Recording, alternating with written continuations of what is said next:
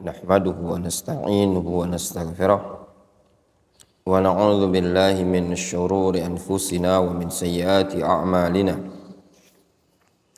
May yahdihillahu fala mudilla lahu wa may yudlil fala hadiya lahu. Asyhadu an la ilaha illallah wahdahu la syarika lahu wa asyhadu anna Muhammadan abduhu wa rasuluhu sallallahu alaihi wa ala alihi wa ashabihi ajma'in, amma ba'd. Qala al-muallif wa yanbaghi an tu'lam atau wa yanbaghi an ta'lam fi sifatillahi subhanahu wa ta'ala.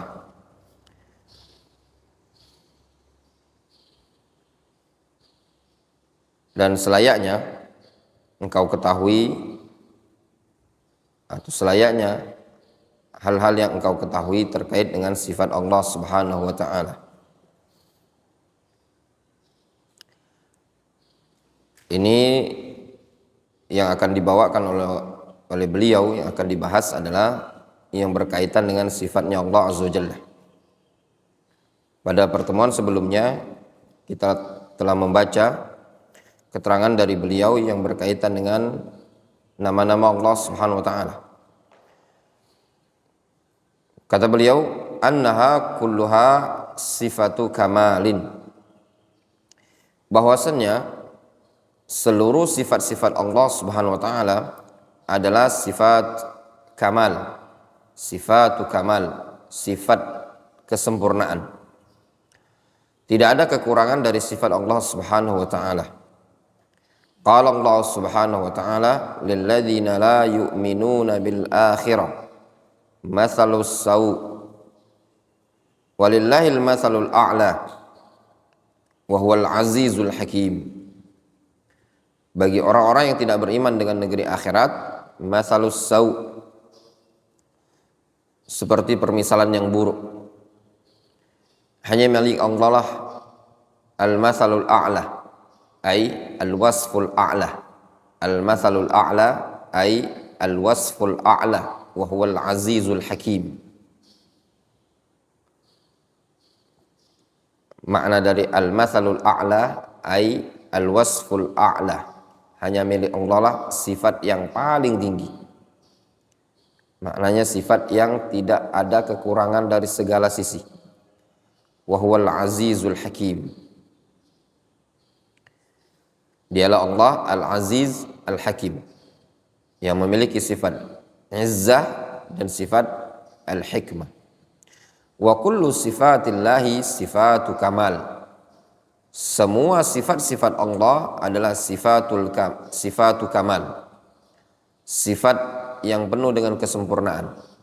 Wa idza kanatis sifat kamalan min wajhin wa naqsan min wajhin fatuthbatu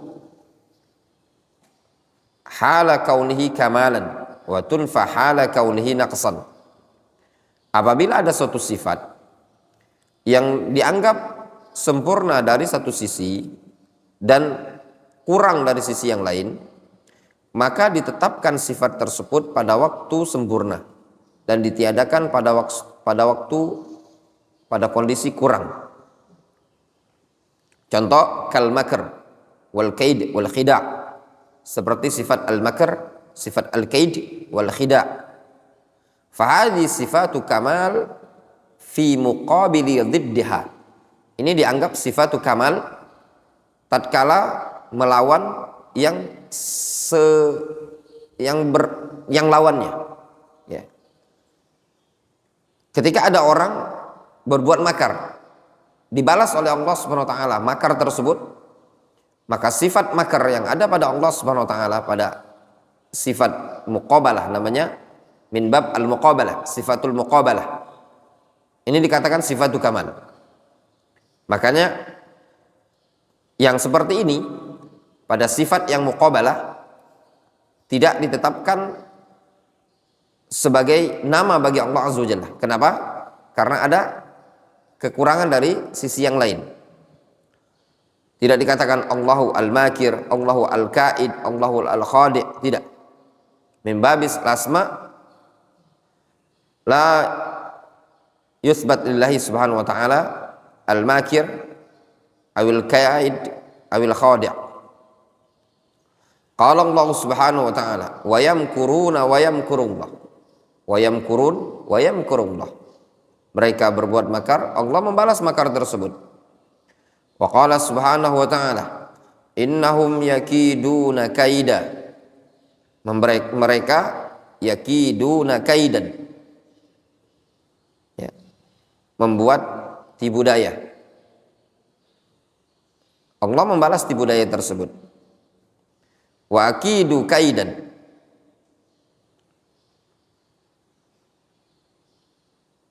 Kata Allah Azza wa Jalla, mereka membuat tipu daya, ya Allah balas. Wa akidu kaidan.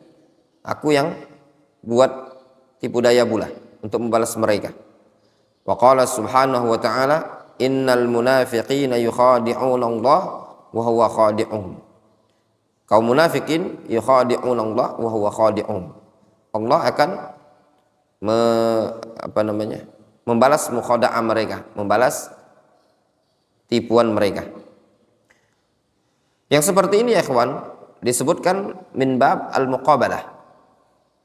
Kalau ada seseorang, ini contoh gambaran ya, kalau ada seseorang dia orang yang baik, lalu ada orang yang membuat buruk sama dia dan dia tidak membalas keburukan tersebut, akan nampak apa?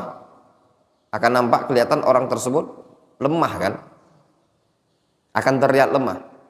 Namun ketika Allah Subhanahu wa ta'ala dibuat makar oleh kaum musyrikin, ditipu oleh kaum munafikin, lalu Allah Subhanahu wa ta'ala membalas tipuan tersebut sesuai dengan apa yang mereka perbuat, itu menunjukkan apa?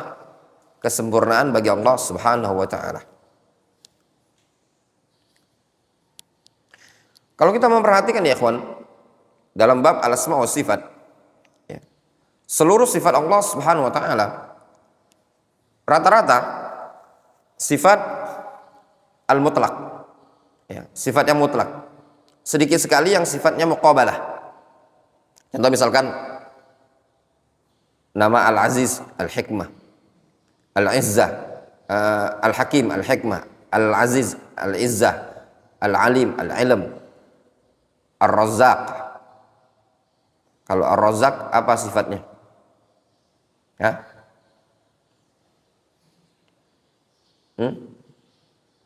Apa Dokter Fikri?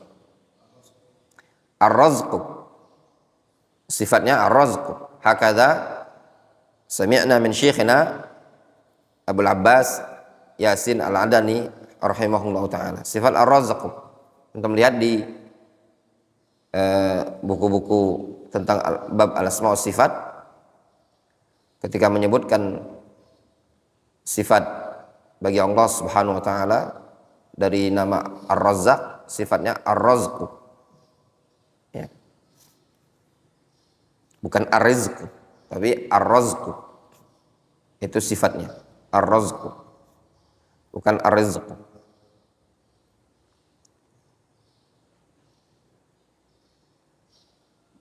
Kemudian yang kedua, anna babas sifat awsa'u min babil asma. Bab as-sifat awsa' min babil asma. Bab sifat itu lebih luas dibandingkan bab al-asma. Li'anna kulla ismin mutadhamminun li sifatin wala aksin.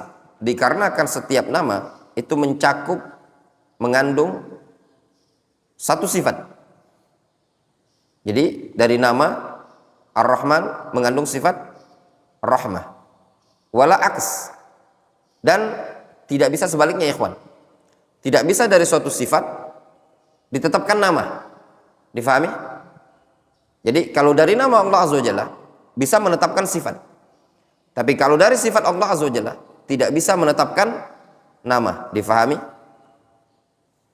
Contoh disebutkan oleh beliau di ta'liq, waqad waradat sifat kal maji was sukht wal akhd wal imsak wal batash wa annahu yuridu wa yanzil wa la nusammi biha.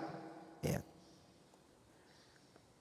Datang dalil yang menunjukkan sifat al maji, as-sakhat, al-akhadh, al-imsak, wal batash, annahu yurid, fa'alul lima yurid, yanzilu rabbuna. Namun tidak bisa kita namai Allah Subhanahu wa taala dengan sifat tersebut. Sehingga babus sifat itu ausa. Difahami? Jelas ya? Ini pentingnya ikhwan bagi antum semua. Ini nasihat untuk semua ikhwah dalam bab al-asma wa sifat ini sangat perlu belajar. Apalagi di zaman sekarang banyaknya munculnya al-firaq baik dari kalangan Mu'tazilah, Asy'ariyah yang mereka mendakwakan ajakan untuk mengingkari sebagian dari sifat-sifat Allah Subhanahu wa taala. Belajar itu penting, ya. Ini nasihat kepada antum semua. Apabila antum sudah masuk ke bab belajar seperti ini, jangan terputus. Sebab gagal dan anak katakan sia-sia. Semua ikhwan yang pernah duduk di Darul Hadis ini, yang sekarang sudah tidak ada, anak katakan mereka adalah orang-orang yang sia-sia.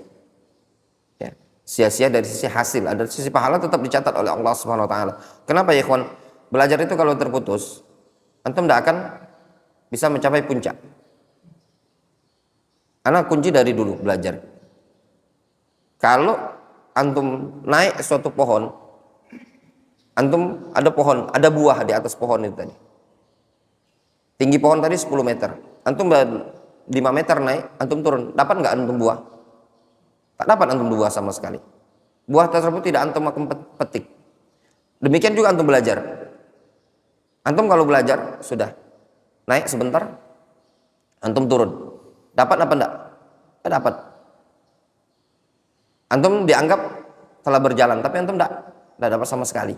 Sayang kan, rugi. Tapi kalau antum paksakan terus, antum akan dapat.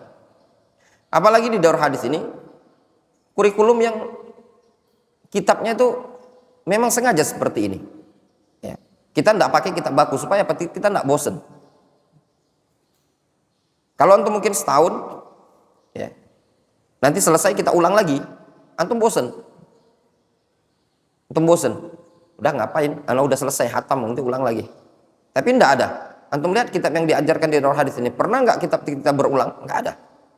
Sengaja seperti itu apa? Supaya kita tidak bosan.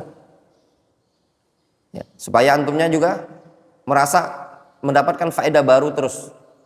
Nah, kalau antum cuma belajar di awal bab, misalkan bab tauhid, al-usul salasah atau yang semisalnya, kemudian antum berhenti, maka antum tidak akan ketemu dalam bab al-asma wa sifat atau bab akidah yang lainnya, sehingga as-samarah, buah tersebut tidak antum dapatkan.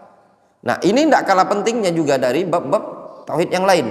Sebagaimana yang kita ketahui semua, tauhid terbagi menjadi berapa? Rububiyah, al-uluhiyah, wal asma was sifat. Nah, di antara poin yang penting di tengah-tengah ahlus sunnah salafiyin adalah poin pembahasan bab al-asma was sifat. Nah, yang anak pribadi sangat menyayangkan sebagian orang yang belajar kadang rutin di sini dulunya, kemudian terhenti dia dan melanjut lagi. Nah, itu buahnya nggak dapat dia, buah nggak dapat. Ya. Jadi bukan masalahnya, nggak ada alasan kalau bilang sudah Ustaz, anak itu udah tua, nggak ada alasan mau belajar udah tua. Yang penting fahami dulu sedikit-sedikit dalam bab al-asma wa sifat ini tadi. Ini poin yang sangat penting ya ikhwan.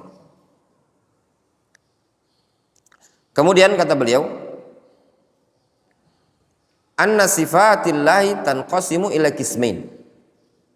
Sifat Allah Azza wa Jalla terbagi menjadi dua bagian.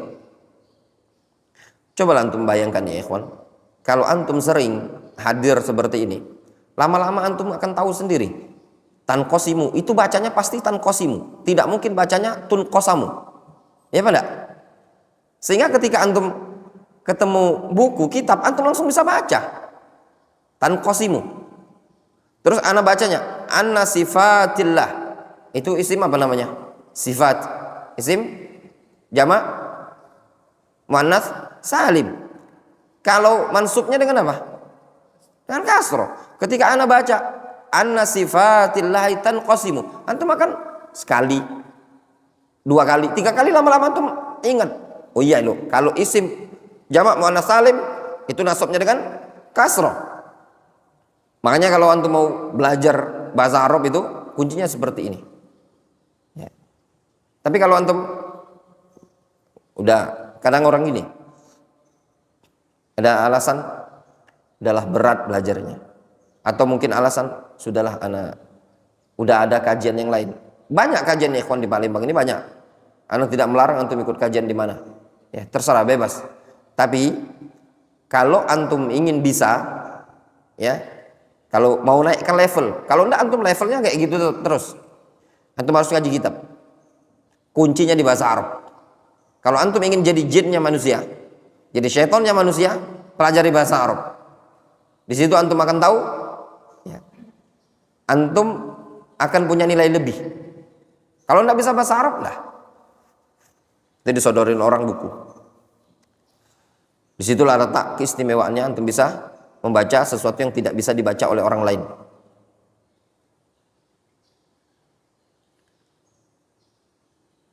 Contoh di sini, al-awwal sifatun dzatiyatun wa hiya allati la tanfakku anhu bihalin kal wajhi wal yadain. Nah, lafaz la tanfakku terus menerus antum ketemu la tanfakku. Lama-lama antum akan hafal sendiri. Kalau ketemu huruf yang kayak gitu bacanya la tanfakku. Iya apa tidak? Terus kalau antum latih, insya Allah antum bisa. Min babil faedah ikhwan,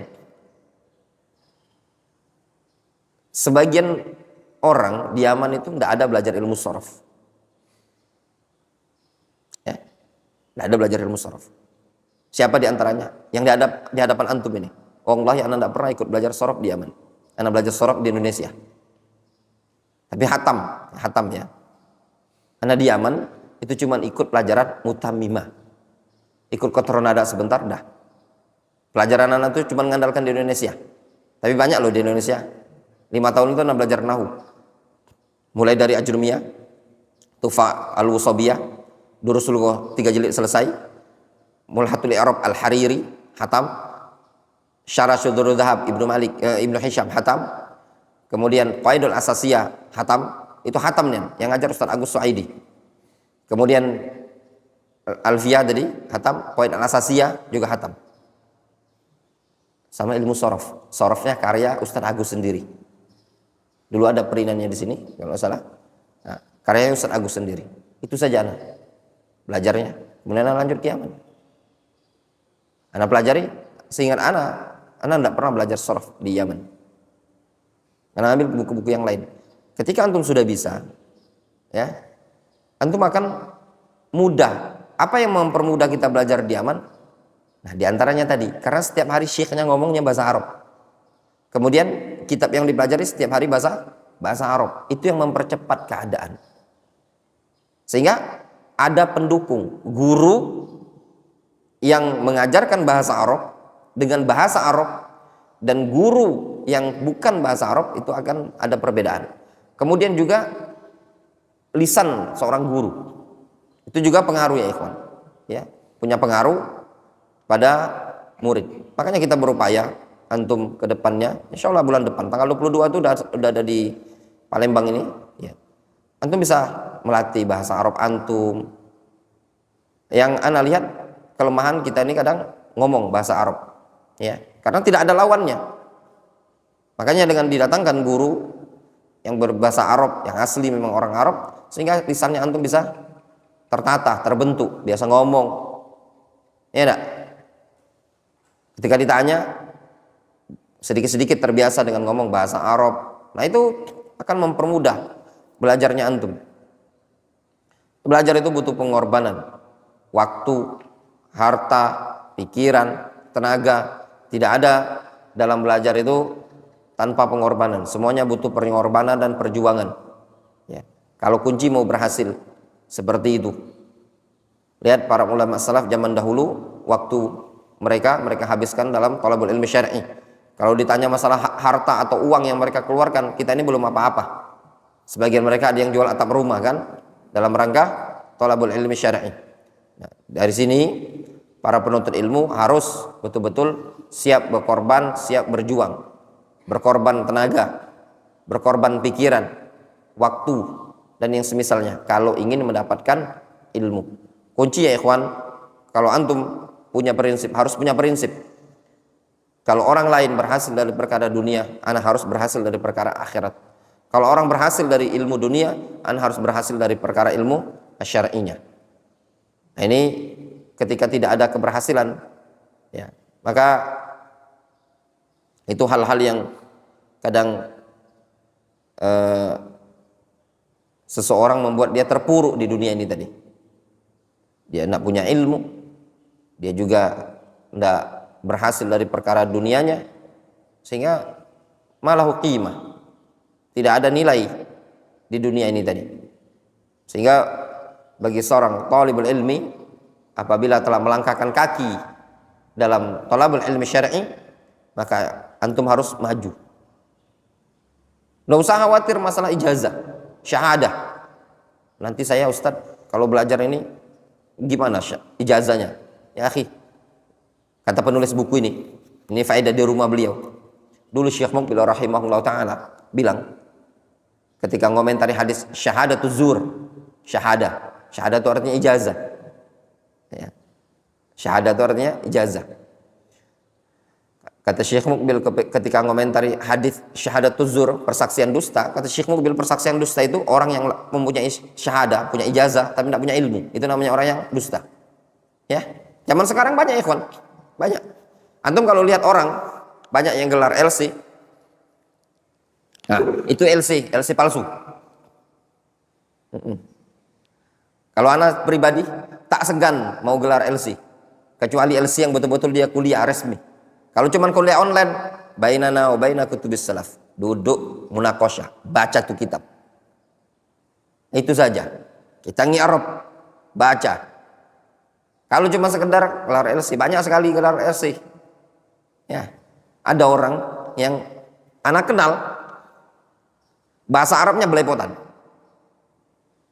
Ya, bahasa Arabnya belepotan. Itu gelarnya LC.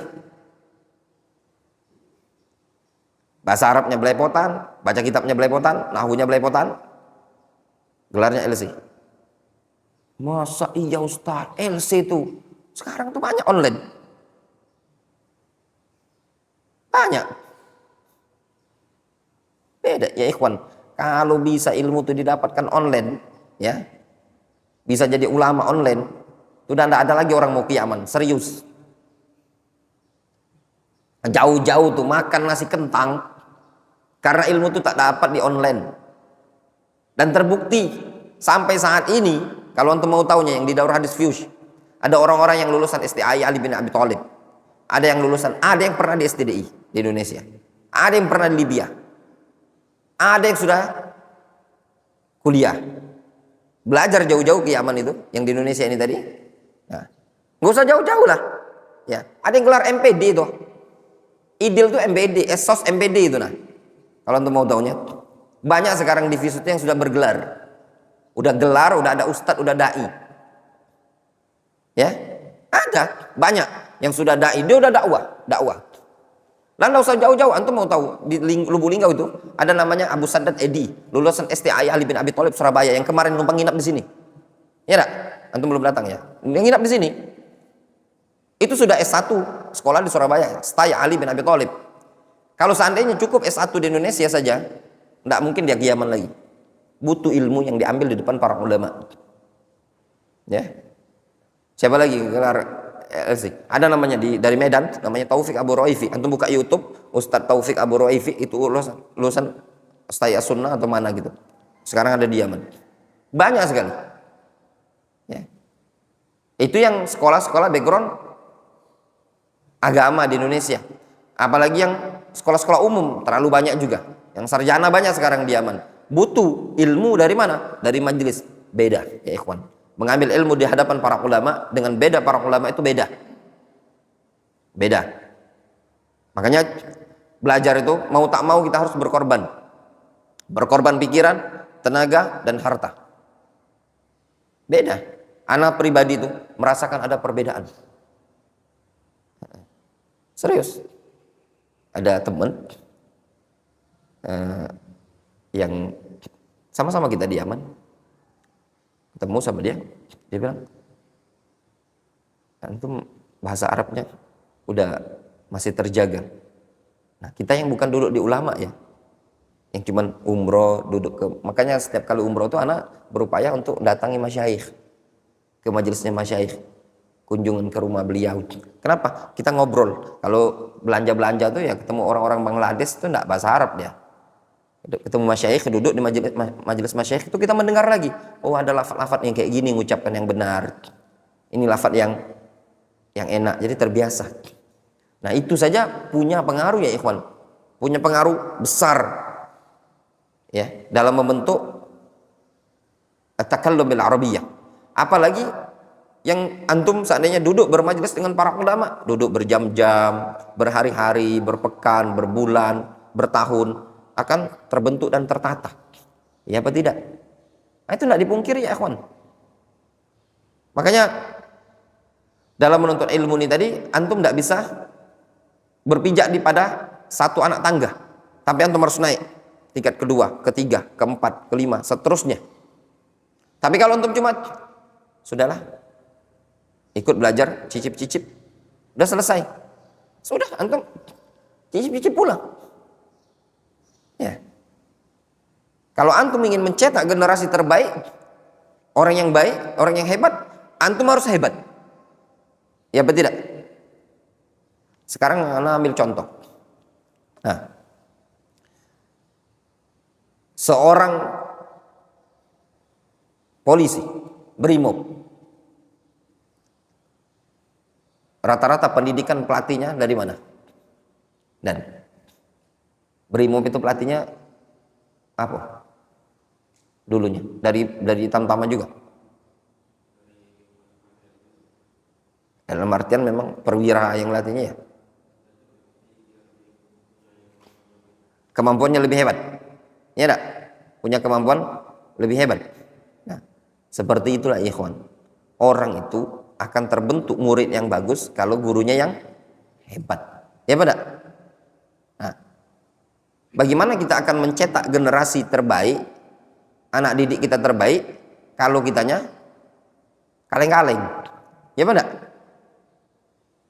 Nah, di sini antum harus melangkah. Lah, antum ingin muridnya antum hafizul Quran, mungkin bacaannya bagus. Oh, antum cuma hafalan 3 juz, ya toh? Ya pada? Mustahil. Bukan tidak bisa, tapi sangat-sangat mungkin mustahil, jarang mungkin ya. Antum ingin jadikan muridnya antum seperti si Bawai. Antumnya ajurmiyah, ya tak? Susah. Maka harus berkorban. Harus antum berjuang untuk belajar, duduk bermajelis di hadapan para ulama, istifadah. Ya. Kalaupun belum ada kesempatan, nikmati yang ada. Ya, antum alhamdulillah ya ikhwan, sebentar lagi ada pengajar baru.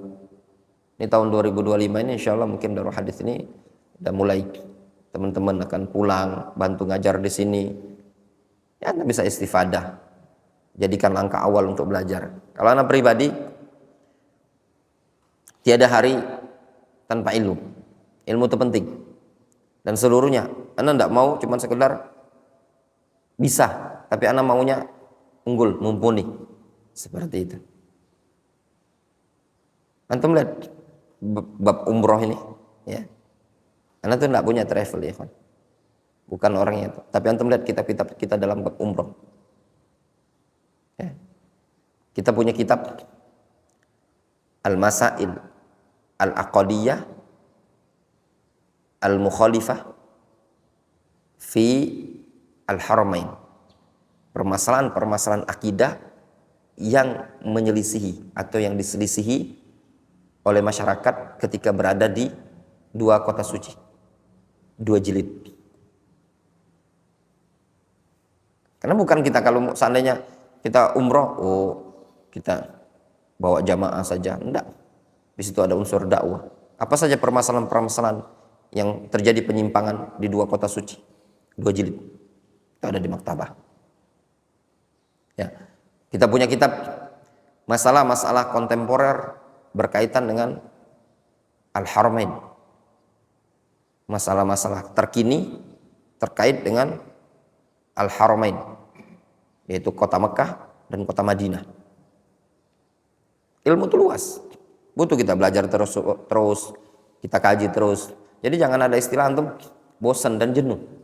Tapi ketika awal kali antum mengatakan bosan dan jenuh, antum kira kita tidak bosan. Sama juga ya ikhwan. Anak kadang bosan, jenuh. Ngajar ini jenuh, bosan. Kadang ada. Tapi kadang ditepis ya ikhwan. Kalau tidak bosan, kalau bosan belajar, bosan ngajar, tidak ada faedah sama sekali. Tidak ada faedah. Rugikan kita, tidak ada faedah. Kita bosan, antum bosannya belajar, anak bosannya ngajar. Ada faedah. Tapi lihat, ketika setiap hari kita mengkaji, kita baca, kita istifadah, itu luar biasa faedah yang bisa kita dapatkan. Ini nasihat kepada antum semua untuk senantiasa belajar ikhwan, jangan terputus dari thalabul ilmi syar'i.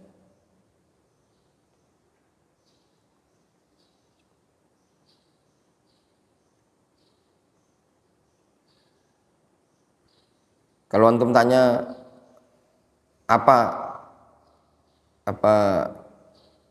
pendidikan yang anda miliki, antum nggak punya, serius. Kalau tanya bisa apa Ustadz, antum apa buktinya, antum ada ijazah? Nggak ada, nggak ada ijazah. Antum tanya ijazahnya apa? Nggak ada sama sekali. Tapi antum lihat kitabnya ana, antum akan tahu. Ya, itu saja. Gak ada ijazah. Untuk bertanya, orang kalau mau nanya gelarnya apa, mau LC, mau dokter, MA, gak ada. Itu dari satu sisi. Mau belajar, ya inilah ilmu kita.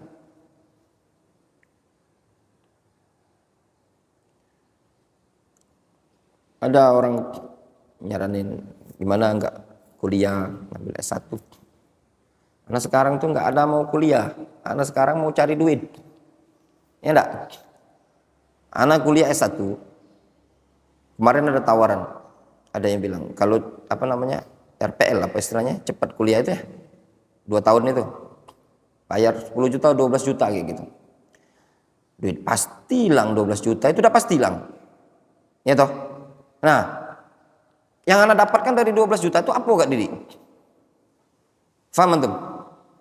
Kalau anak masih ngambilin amplopnya masjid yang isinya 150 ribu, 200 ribu, anak udah hilang 12 juta, itu enggak kalah anak. Ya toh? Rugi itu namanya. Rugi. Tapi kalau anak kuliah, anak bisa ngisi kajian di mana? Kantor gubernur. Jadi asistennya Herman Deru. Anak mungkin kuliah.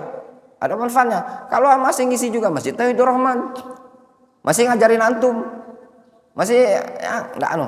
Kalau anak kuliah mungkin jadi asistennya Prabowo atau apa, mungkin barangkali kan. Seperti itu. Itu pertimbangan anak di situ. Anak ini kalau hitung-hitungan ekonominya jangan antum tanya. Perhitungannya itu udah kelasnya sarjana ekonomi. Anak enggak mau keluar biaya itu kalau anak enggak untung. Difahami? Nah, untuk apa anak dapat kertas selembar kalau anak enggak untung? Faham? Nah, itu tadi. Itu yang buatkan mungkin kenapa Ustadz antum nggak kuliah? Nah itu tadi jawabannya sana.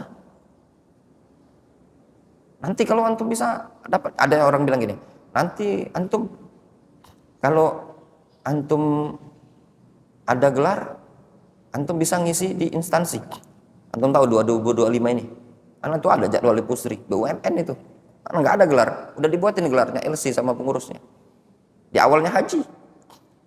Antum kalau pinter ngomong aja, pinter ngomongnya berbobot, ya nanti dicari orang kok. Ya toh?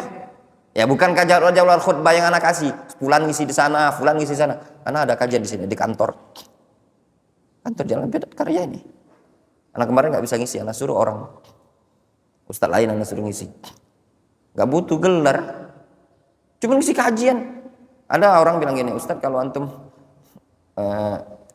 penting ijazah itu, nanti antum bisa ngisi instansi ini. Kalau cuma ceramah tuh nggak butuh gelar, kecuali mau jadi dosen. Lagi jadi dosen berapa sih gajinya? Honor paling pun gajinya 3 juta. Orang ngisi ceramah aja sejam, 2 hari, 3 hari udah 2 juta rupiah. Hitungan seperti itu, ya enggak? Antum kira besar gaji jadi dosen honor, kecuali dosen PNS. Kalau cuma honor paling kecil gak dili, ya enggak? Mending jadi pelatih satpam mana deh, honor itu paling gede. Nah itu tadi ya ikhwan. Hitung-hitungan karena kalau hitung-hitungan ekonomi enggak. Tapi kalau seandainya sekolah yang ada keuntungan bisnis nantinya, mungkin barangkali. Kecuali ini Ustadz ada sekolah gratis, kuliah gratis. Bahkan ada yang bilang gini, Ustadz nggak usah antum, yang penting bayar aja. Nanti yang ngerjain segala macam orang lain. Sama aja bayar itu yang nggak mau. Itu masalahnya. Untungnya tuh apa dapat? Contoh ya, ambil contoh. Nah, ana masih mending anak punya sertifikat pembimbing umroh itu, resmi itu dari Kemenak. Bayar itu 7,5 juta, masih penting itu bisa lah jadikan dapatkan duit itu. Ada orang misalkan mau minta anak bimbing umroh, anak udah bisa jual, ya enggak? Tidak semua orang di Palembang itu punya, masa anak dibayar sekian. Inilah kalau mau bayar kita resmi nih, pembimbing resmi nih, ya enggak? Misalkan contoh gitu loh, ya. Kalau cuman udah sarjana S2 masih ngambilin amplop masjid yang isinya 150, 200 belum. Ya, afwan ya. Itu tadi. Nah, itu alasannya tadi. Yang penting antum belajar dulu. Nanti ijazah itu gampang. Kalau antum sudah ada ilmu, orang itu akan lihat ilmu, bukan lihat tanya antum. Antum gelarnya apa? LC, SPD. Enggak ada. Makanya bagi anak pribadi, afwan ya, tidak terlalu istimewa gelar S2, S3 kalau taraf ngisinya itu masih sekelas musola. Difahami? Masih belum. Nah kalau kayak gitu nggak butuh ngapain? Coba antum mikir.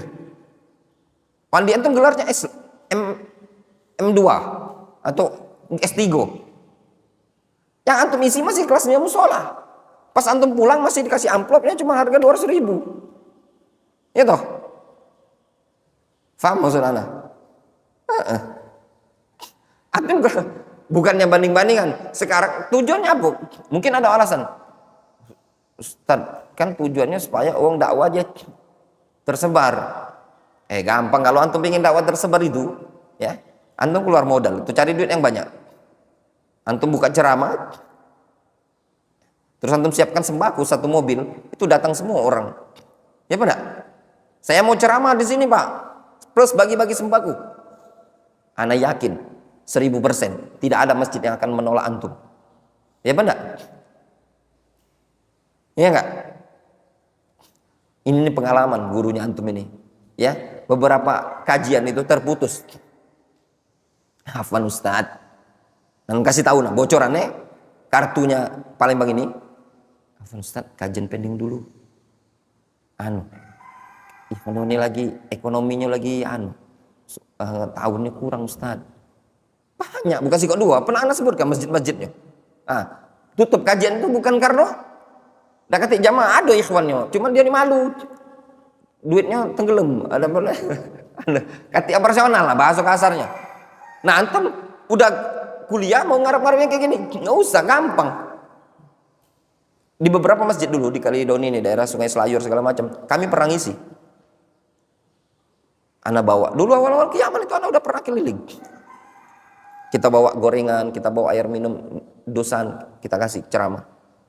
Ana pernah kajian dakwah di Muara Telang. Ana udah dulu udah keliling pelosok-pelosok itu tadi. Kami yang modal ngajak masyarakat makan segala macam. Sekarang lesu. Ya enggak? Nah, lesu itu aja tadi. Sungkan, enggak tahu banyak faktor. Kalau dulu yo. Jadi bukan masalah gelar. Yang penting antum belajar dulu. Kalau antum udah belajar dapat ilmu sudah. Allah Subhanahu wa taala enggak akan sia-siakan antum. Tapi kalau antum yang carinya antum, yang penting anak bergelar. Yang penting Ustaz, anak gelar-gelarnya. LC. Takutnya antum bangga-banggaan gelar. Udah bangga dengan gelar online yang segala macam tadi, antum ketemu lulusan pondok pesantren dari nama pondoknya apa namanya Gontor misalkan atau segala macam, pondoknya baca kitabnya luar biasa. Nah, itu bikin malu antum. Ya enggak? Jadi yang terpenting itu ilmu. Kadang sebagian orang kadang salah paham dalam dakwah ini tadi. Ada sebagian orang bilang gini, dia udah lulus S2 di Palembang ini, dia bilang gini, bilang sama dokter Vicky cerita sama anak, dok ada enggak dok job ngajar anak lah dok ijazah S2 kalau jadi dosen, ya enggak? Itu S2 cari job. Alhamdulillah kita tidak perlu nak cari job, gitu ya enggak? Kita tak ada gelar, tak perlu cari job-joban, orang yang cari kita, ya enggak? Nah dari situ ya ikhwan, ilmu itu penting, ilmu. Dan ada dua poin yang penting lagi, background. Nah katakan sama antum, background luar negeri itu tidak dipungkiri. Nah itu cukup itu jadi. Antum tidak punya gelar cukup antum backgroundnya luar negeri. Ya. Antum punya jam. Ini antum mahal ini, 2,5 jam, 2 juta ini. 2 juta lebih nih. Ya. Tapi produk ini belinya di Indonesia. Alexander Christie ini belinya di Indonesia. Ini 2 juta lebih. Tapi orang bilang, sudahlah jam Indonesia. Beli di mana? Pasar di Sudirman, Palembang. Beda kan? Antum punya jam, bawalah kali di jam tuh. Harga 100 real dari Saudi. Di mana jam? Cak bagus nih. Dari Mekah ini. Iya benar? Harganya berapa? 100 real. Beli di mana? Antum sebutkan ini jam. Nah, Bapak Ibu, saya punya jam. Ini harganya 2,5 juta. Saya ini yang 500 ini 500 ribu. Tapi beli di Mekah. Ini saya jual 2,5 juta. Ini saya beli di Palembang, Pasar 16. Saya jual 1,5 juta. Ini saya beli di Mekah. Padahal belinya tadi 100 real, 400 ribu, 500 ribu lah. Nah, ini saya jual 2 juta. Anda yakin orang beli ini? Karena bilang apa? Dari luar negeri tadi, ya benar? Ya kan? Iya untuk. Ini peci yang kayak gini. Sama peci songkok nasional itu. Bagusan mahalan mana? Songkok nasional itu loh, yang hitam itu. Ini cuma 10 real, 50 ribuan. Peci-peci kayak gini di Saudi itu 10 real, 50 ribuan. Songkok nasional itu ratusan ribu. Ya benar? Tapi kalau oleh-oleh, ini bantu balik ya untuk oleh-oleh. Nah inilah kasih peci dari Mekah. Ya benar? Orang kesannya lebih apa? Ini nih kesannya dari Mekah ini, luar negeri ini. Nah peci. Beli di mana? Pasar 16. Beda antum mau taunya. Makanya sering sekali anak ngomong sama antum, belajar rihlah ke majelisnya para ulama. Walaupun tak ada gelar LC, tak ada gelar ini, yang penting punya ilmu, duduk di majelis para ulama. As-siqah. Indonesia ini ya ikhwan punya tabiat mengidolakan produk luar negeri. Ya apa tidak? Antum lihat orang awam, ini awam, kelasnya awam. Antum lihat, cantiknya, gantengnya, lagaknya si anu itu, pecak orang Arab, ya apa enggak? Cantiknya dia pecak orang mana kalau cantik, mana kira-kira? Hah? Orang Cina, cak orang Korea. Padahal dia tuh orang Sekayu. Kadang ada orang Sekayu tuh lebih belaga dengan dia. Iya mana? Jarang ada. Oh, Masya Allah belaga nih orang Sekayu tuh. Iya tak? Iya tak Kak Didi? Nah, itulah tuh. Beda mindsetnya gitu nih tadi. Padahal sebagian kita nih ada yang belaga cantik, ganteng. Tapi kan belum belang ganteng dikit-dikit apa? Belaga nih nyalung itu. Cak orang Arab. Belaga, ahi. Cak orang Arab. Cantiknya lo, ahi. Selalu orang luar negeri. Coba padahal lah kati. Padahal banyak loh. Bandung cantik-cantik katanya. Muskayu belaga-laga. Tapi selalu. Duren. Nah, makanya ada sampai di konten kan. Duren. Ya ikhwan. Kadang duren kita tuh ada yang lemah. Duren Lubuk Linggau. Ini tidak. Duren Thailand. Duren masuk Malaysia. Iya beda. Nah itulah kadang kita nih mindsetnya masyarakat kita nih luar negeri. Makanya sering antum memotivasi antum. Kalau antum mau belajar ada kesempatan, ada uang, ada kesempatan belajar ke luar negeri. Tak ada gelar Ustadz di Aman itu tadi. Nah, walaupun nak kata gelar, di hati masyarakat itu masih antum ngomong. Belajar di mana Ustadz?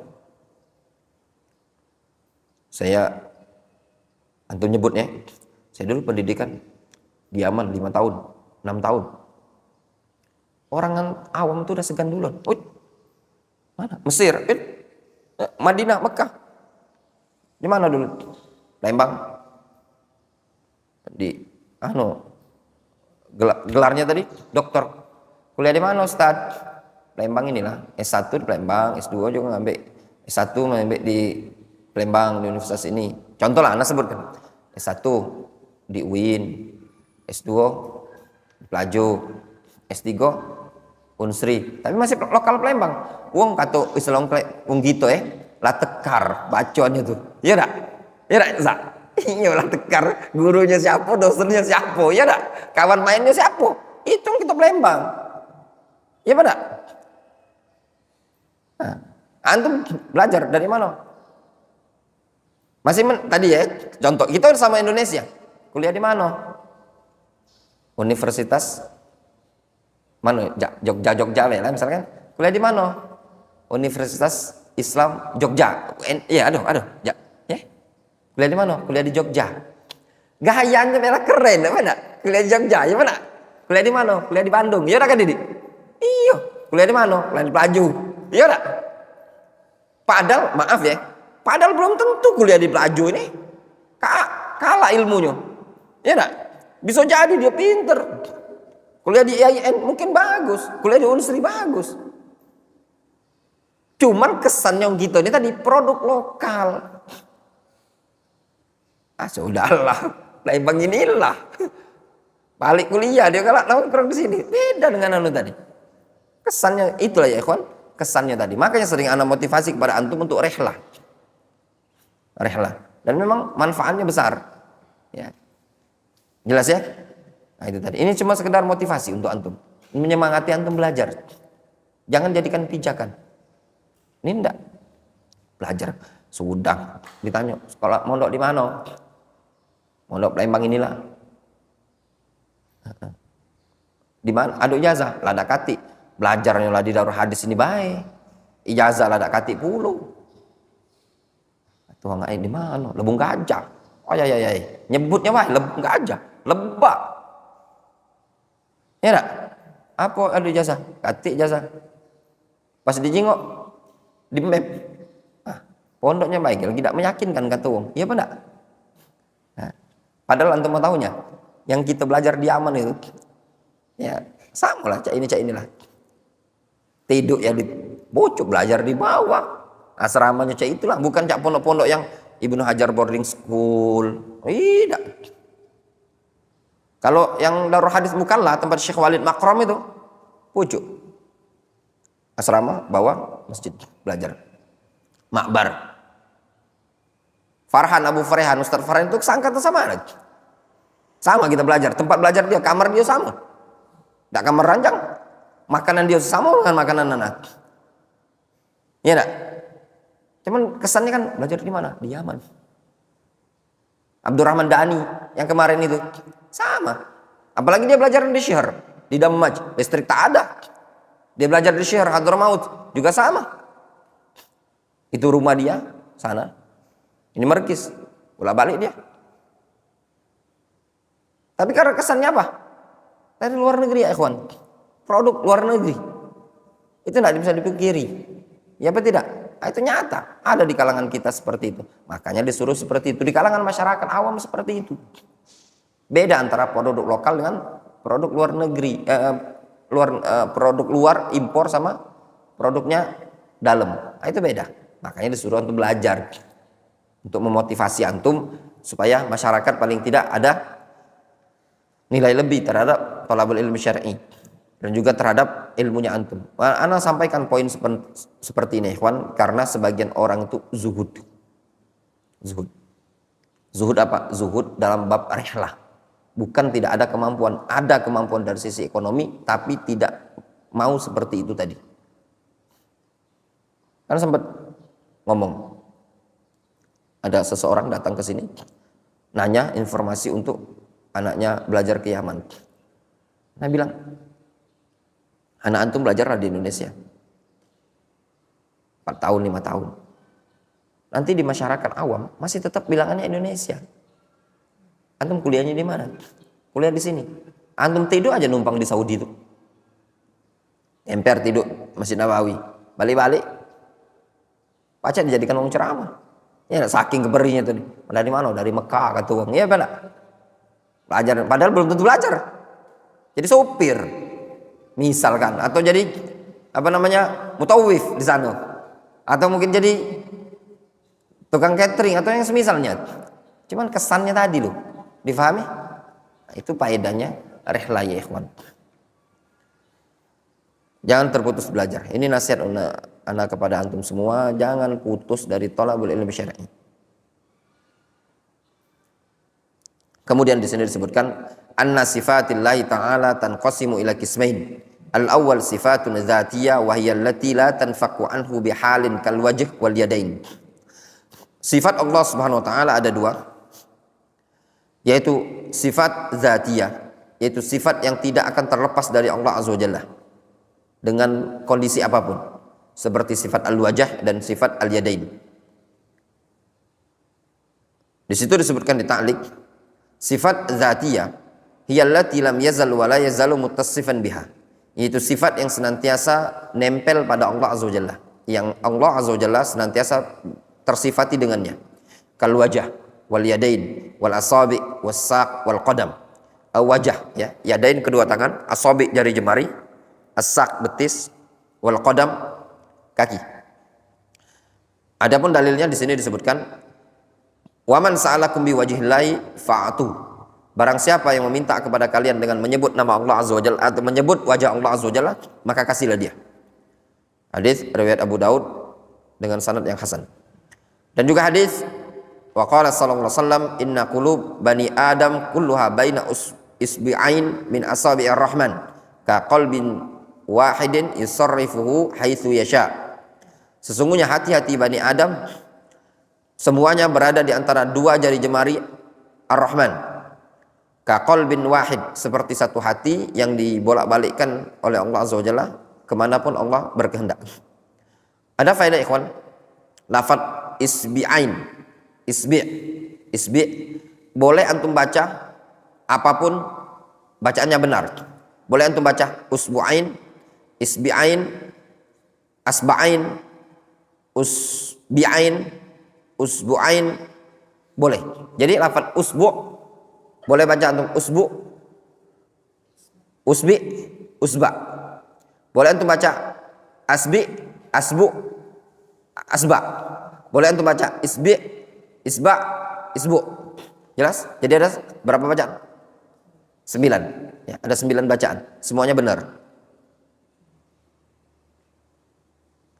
Rawahu Muslim. Wa qala sallallahu alaihi wasallam idza jama'allahu al-ibad bi sa'idin wahid nada munadin. Apabila Allah Subhanahu wa taala mengumpulkan hamba-hamba di suatu tempat, lalu ada yang menyerukan liyal haq kullu qaumin bima kanu ya'budun. Nanti di hari kiamat Allah kumpulkan seluruh umat manusia, lalu diserukan hendaknya masing-masing kaum mengikuti segala sesuatu yang dia sembah di dunia.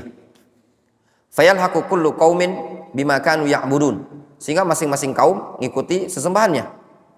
Wa yabqan nas ala halihim fayatihim fayaqul, dan ada sekelompok manusia yang tetap berada pada kondisi mereka, lalu Allah Subhanahu wa taala mendatangi mereka, fayaqul ma balun nas zahabu wa antum hahuna. Kenapa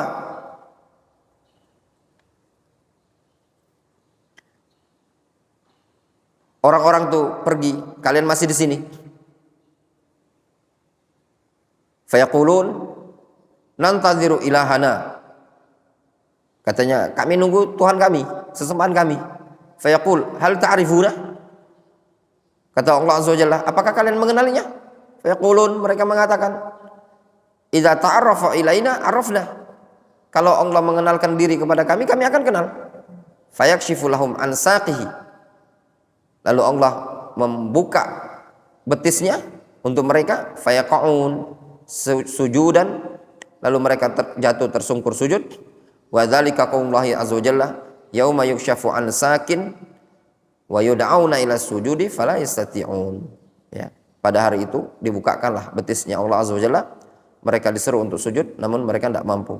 Wa yabqa kullu munafiqin fala yastati'u ay yasjuda thumma yaquduhum ilal jannah. Ya. Lalu tersisalah setiap kaum munafikin, mereka tidak mampu sujud. Ya, fala yastati' ay yasjud thumma yaquduhum ilal jannah. Kemudian Allah bawa mereka menuju surga. Siapa ini? Kaum mukminin yang sujud tadi. Ini sisi pendalilannya. Wa qala ta'ala, wa qala sallallahu alaihi wasallam yulqa fin nar wa taqul hal min mazid. Lalu akan dilemparkan ke dalam neraka seluruh umat manusia yang berdosa-dosa itu dimasukkan dalam neraka, lalu neraka mengatakan hal min mazid, ya Rabb, ada tambahan enggak? Tambahlah. Hatta yadha'a qadamahu fataqul qat, sampai Allah Subhanahu wa taala meletakkan kakinya di dalam neraka, ya. Lalu neraka mengatakan qat, sudah cukup, gitu loh. Jelas?